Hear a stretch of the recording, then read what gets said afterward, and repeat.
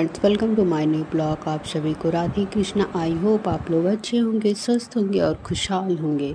सुबह हो गई है, मैं भी अपना काम सारा कंप्लीट कर आ गई मैं अपने लड्डू के लिए आसन बनाने। आसन के लिए मैंने कपड़े रखे हुए थे न्यू, तो कपड़े को लिए और कुछ वैसे भी सामान थे जिसको मैं आसन में यूज करूँगी। अब इन सब सारे सामान को मैं निकालूंगी। निकालने के बाद फिर अब मैं आसन बनाना स्टार्ट करूँगी। इसके लिए मैं सबसे पहले ले आऊँगी सुई धागे वाले डिब्बे, कैंची, और अब इस जो ये है दुपट्टी टाइप माने दख्ती टाइप, इसको मैं अब कट करूँगी क्योंकि इसी को बीच में लगा कर फिर मैं आसन बनाऊँगी। वैसे इस सब तो मुझे बनाने नहीं आता है, ये सब ज़्यादातर मेरी छोटी बहन ही बनाती है, बट वो है नहीं इस टाइम, तो मुझे ही बनाना पड़ रहा है। और प्लीज़ आप लोग कमेंट में ज़रूर बताइएगा कि कैसा लगा। वैसे तो मुझे अच्छा बनाने आता नहीं है। अब मैं कट करूँगी। कट करने के बाद फिर उसके ऊपर कपड़े को लगा कर अब मैं धीरे धीरे बनाने की कोशिश करूँगी, क्योंकि मैं पहली बार ये बना रही हूँ। इसके पहले मैंने कभी नहीं बनाया हुआ था और इसलिए मैं बना रही हूँ। चाहती तो मैं खरीद भी सकती थी, पर मैंने सोचा कुछ अपने हाथों से भी बनाऊँ अपने लड्डू के लिए, उनके बर्थडे के लिए। और ये आसन मैं अपने लड्डू के बर्थडे में यूज करूँगी। और पहले वाले आसन उनके फट चुके हैं, तो मैं सोची मैं उनके लिए दूसरा बना लूँ।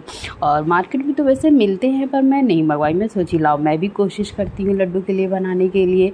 तो मैं अब बनाना स्टार्ट कर दिया है।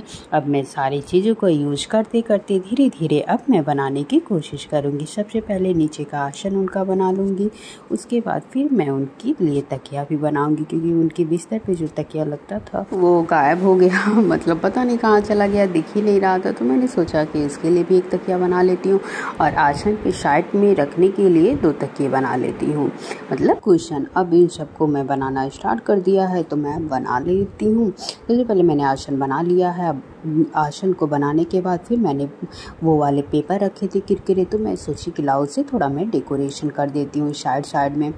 तो वैसे तो मैं चाहती तो येलो कपड़ा लेकर भी बना सकती थी, पर जो मेरे लड्डू का झूला है वो येलो कलर का है, तो इसलिए मैंने येलो कपड़ा नहीं लिया। तो फिर मैं यही कपड़ा लेकर आ गई। अब मैं इसको बनाकर ये कंप्लीट मेरा हो गया। अब मैं इसमें साइड वही पेपर कट करके लगा दूँगी। ये लगाने के बाद फिर मैं कुशन भी बना लूँगी। कुशन को भी बनाने के बाद उसके भी साइड में ये पेपर मैं लगा दूँगी कट करके।